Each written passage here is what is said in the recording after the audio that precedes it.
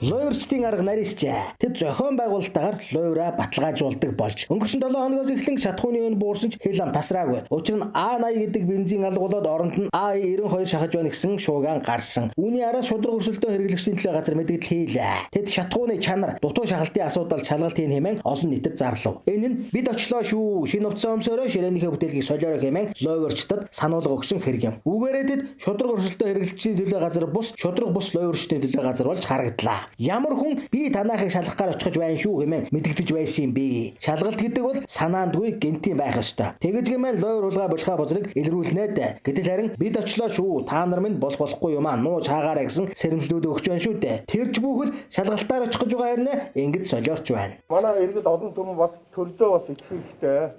Мөн төрийн байгууллагууд гэж одоо худлаа импортлогч аж ахуйн нэгж байгууллагатай өгсөн хуульдад авах юм бол байхгүй.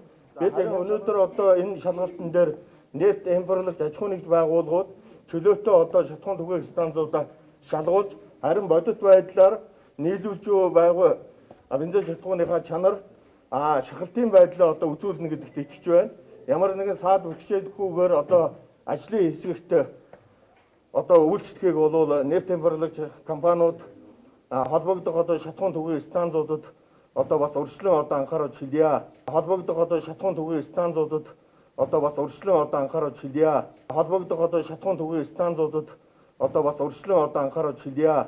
Бид тэнэг байж болно. Гэхдээ ийм юмд итгэх тэнгүүд арай биш ээ. Хэрвээ энэ байгууллага чимээ аниргүй гэнт очиж шалгаад түүнийхээ талаар мэдгдсэн бол өөр хэрэг. Гэтэл эсрэгээр нь хийлээ. Шудраг өрсөлдөө хэрэглэгчдийн төлөө газрыг энэ үйлчлэлийн төлөө өөрсдийг нь шалгах хэрэгтэй. Тэдэнд ашиг сонирхлын зөрчил харагдаж байна. Авилгатай тэмцэх газар, цагдаагийн ерөнхий газар энэ байгууллагыг шалгах ёстой.